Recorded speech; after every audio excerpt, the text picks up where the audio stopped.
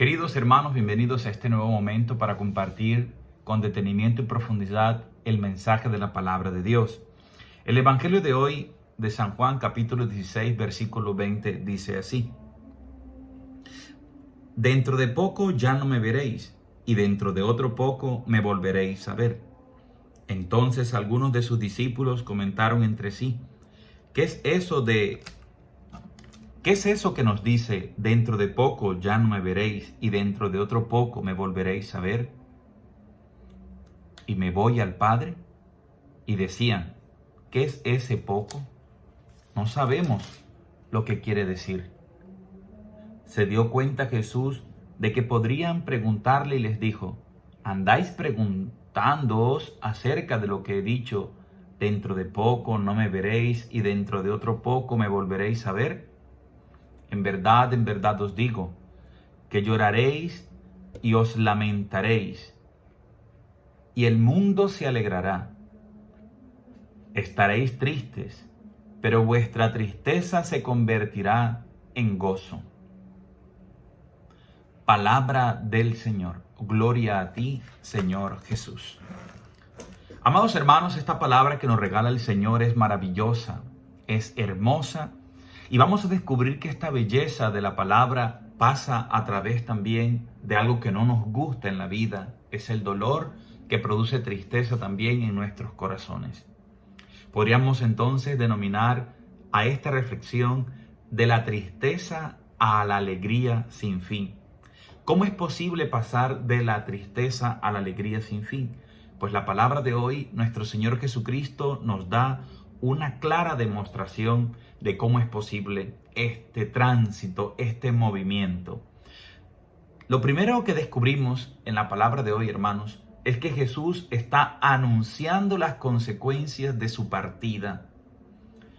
¿Qué va a producir su partida? Ya no lo van a poder ver sus apóstoles como lo veían todos los días mientras compartía con ellos. Ahora Jesús les está diciendo que dentro de poco ya no lo veréis, pero dentro de otro poco lo volverán a ver. La primera parte entonces que podemos descubrir hoy, hermanos, es que al anunciar Jesús las consecuencias de su partida, esto producirá una profunda tristeza en el corazón de sus discípulos a causa de un doble dolor. Primero, el dolor de su pasión y de su muerte. Esto será una tristeza inmensa. Con sus propios ojos serán testigos de cómo Jesús sufre, de cómo Jesús padece, y llevarán a Jesús al sepulcro, a la muerte. ¿Qué puede en nosotros, hermanos, producir más tristeza, más desolación, más dolor que precisamente la muerte? Esta experiencia también la vivieron los discípulos de Jesús. La tristeza ante la pasión, el dolor y la muerte de su maestro. Pero hay una segunda causa de su tristeza. Dice Jesús en el Evangelio: en verdad os digo, versículo 20, que lloraréis y os lamentaréis, y el mundo se alegrará. Una visión paradójica, contradictoria. Mientras ellos están llorando y lamentándose, el mundo está alegre. ¿Y quién es el mundo en el Evangelio de San Juan? Todos aquellos que se oponen a la palabra de Dios y que rechazaron el plan de salvación que Dios Padre había trazado para toda la humanidad a través de su Hijo Jesucristo. Específicamente en ese momento las autoridades del pueblo judío que no acogieron a Jesús se alegraron porque sintieron que cumplieron su cometido, porque este hombre era un blasfemo, porque este hombre venía a cambiar las instituciones y tradiciones hebraicas israelitas de su fe, y ellos creían rendir culto a Dios al llevarlo a la muerte, a él, a Jesús de Nazaret. El mundo se alegra mientras los discípulos padecen y sufren. Por tanto, la segunda causa de esta tristeza, hermanos, es la persecución del mundo a ellos como discípulos. Dos motivos de tristeza. La primera causa, el primer motivo de la tristeza de los apóstoles, de los discípulos, es porque ya no verán más al Señor físicamente, porque se aproxima su muerte, su pasión, su muerte, lo llevarán al sepulcro. No alcanzan a dimensionar lo que sucederá después. están aturdidos, están embotados, sus mentes están obnubiladas, sus corazones están llenos de turbación y de tristeza, porque el Señor va a padecer, porque el Señor morirá y además el mundo los va a perseguir. Por eso ellos van y se esconden, tienen miedo, están asustados, viven en la tristeza. Cuando nosotros vivimos en la tristeza, hermanos, vivimos apocados, vivimos en el miedo, vivimos en el dolor. Y ahora viene el segundo momento fascinante de este anuncio de Jesús, porque Jesús no solamente anuncia que ya no lo van a ver, dice: dentro de poco ya no me veréis, pero dentro de otro poco me volveréis a ver. Y se preguntan los discípulos: ¿qué significa ese poco? No lograban entender. Y aquí viene Jesús a decirles entonces. Jesús les está anunciando la otra cara de esta moneda, la otra cara del anuncio, y es que Él va a retornar. Lo que sucederá cuando Jesús retorne. ¿Cuál retorno se refiere aquí el evangelista? Un doble retorno. El primer retorno de Jesús, hermanos, es resucitado. Volverá a aparecerse y el dolor de la muerte va a desaparecer, porque Él aparecerá en medio de los discípulos resucitado y les dirá: la paz con vosotros, y les mostrará las heridas que causó el dolor, la pasión y la muerte, y ellos al verlo se llenarán de alegría. Eso acontecerá en el capítulo 20 de este mismo evangelista San Juan, como una promesa cumplida de parte del Señor Jesucristo. Él les había dicho: yo me voy, volveré. Y esa tristeza se convertirá en gozo, en una alegría que nada ni nadie les podrá arrebatar. Es la alegría del retorno de la muerte. Él se levanta del dolor, se levanta glorioso y resucitado e impregna el universo de una nueva esperanza, impregna la vida de sus apóstoles de dicha, de gozo, de paz y de felicidad. Esta es la alegría que no tiene fin. Jesús se lo prometió y lo cumplió al resucitar. Pero hay también una segunda causa de esta alegría, y es la presencia permanente de Jesús a través de su Espíritu Santo.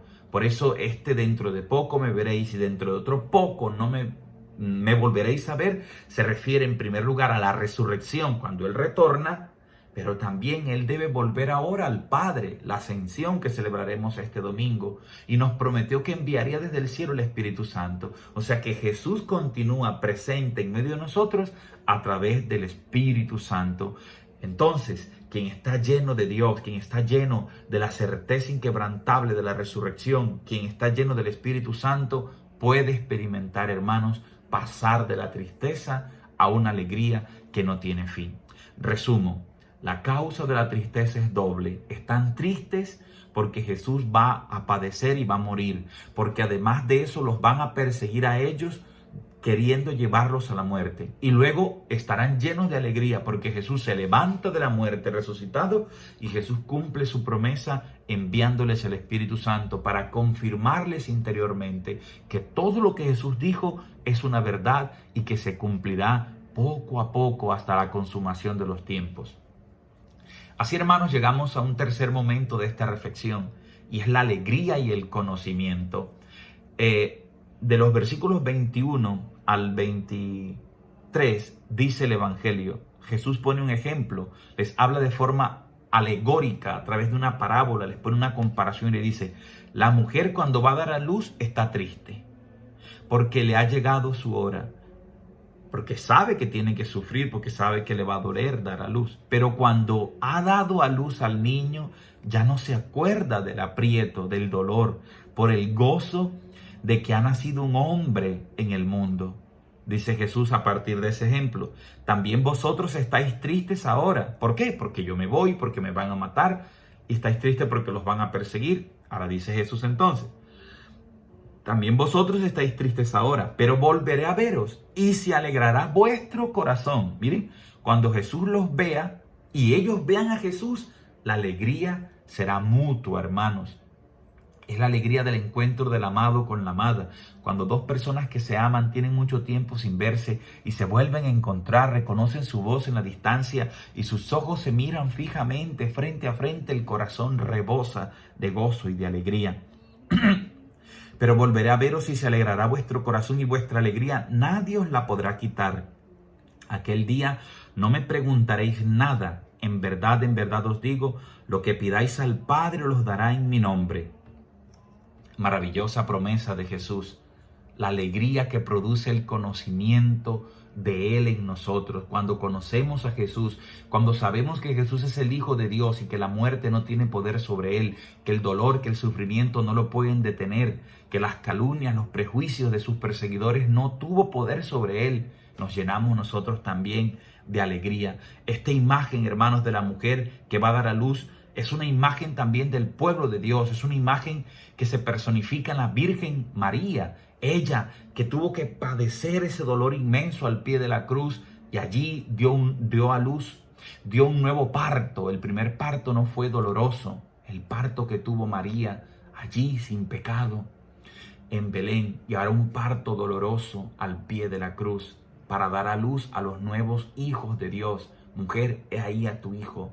Hijo, he ahí a tu madre. La Virgen María que hoy celebramos en la memoria de Nuestra Señora de Fátima, interceda por nosotros y nos ayude a creer firmemente en Jesús, a tener nuestros ojos fijos en Él, a verlo permanentemente en nuestras vidas, para que siempre vivamos llenos de gozo y de alegría, aún en medio de los dolores, de las persecuciones, de las pruebas, de los sufrimientos, de las enfermedades, incluso de la misma muerte que se lleva a un familiar o un ser querido, o cuando nos corresponda también a nosotros ese momento de la muerte, para que estemos preparados. Esta es la realidad que tiene que vivir todo cristiano, todo discípulo y apóstol de Cristo, una realidad que pasa de la tristeza a la alegría, del dolor a la plenitud del gozo y de la felicidad, a causa de la resurrección de Cristo y de la presencia de Él en nosotros a través de su Espíritu Santo. Una alegría que será plena, que será total cuando se dé la parucía de nuestro Señor Jesucristo, es decir, su retorno a la tierra para juzgar a vivos y muertos con poder y gloria, y su reino ya no tendrá fin. Será un reino de gozo, de dicha y de felicidad que disfrutarán todos aquellos que decidieron creer en Jesús de Nazaret con su mente, con su boca, con su corazón, con su alma, con todo su ser, con sus fuerzas, acogieron a Jesús, y no como el mundo que lo rechazó, sino como aquellos discípulos y apóstoles que dejaron que Jesús llevara sus vidas y creyeron firmemente al punto que ya no tuvieron miedo, que fueron a predicar su palabra por los confines del mundo entero, que no tenían miedo ni siquiera que los golpearan. Sufrir a causa de Cristo para ellos era un motivo de gozo y de alegría, y entregar la vida por amor a aquel que les amó primero era la realización plena de toda su vida, y sus esperanzas, sus anhelos, sus sueños se cumplieron plenamente en Jesús de Nazaret. Él no nos dejó huérfanos, Él nos prometió el Espíritu Santo y lo envió el día de Pentecostés. Así nos vamos preparando para revivir aquel acontecimiento maravilloso que es la plenitud de la Pascua, que es Pentecostés, donde recibiremos el Espíritu Santo, y Él en lo profundo de nuestros corazones confirmará la verdad de Cristo, interiorizará esa verdad de Cristo, nos sostendrá con fuerza para soportar los embates de la vida, y nos dará palabras de vida eterna para ser profetas que proclamamos su evangelio por el mundo entero. Y sobre todo, una pregunta para terminar, hermanos: ¿estás triste? ¿Te has sentido triste? ¿Qué te preocupa? ¿Qué te está robando en este momento la paz, el gozo y la alegría que Dios ha depositado en tu corazón? Ánimo, hermanos. Seguramente si estás triste, a lo mejor no estás viendo a Jesús resucitado en tu vida. No lo estás reconociendo, no lo estás conociendo como aquel que murió, pero que también resucitó y que nos regaló a su Espíritu Santo para ser nuestro guía permanente hasta la consumación de los tiempos. Ánimo y fuerza, hermanos. Ya viene Pentecostés, y el gozo inigualable del Espíritu Santo llenará el universo de tu vida y de mi vida. Chao, chao. Feliz resto de día para todos. Arrivederci. Juanca Mendoza. Con Cristo la vida siempre será mucho más hermosa, mucho más sabrosa. Chao, chao.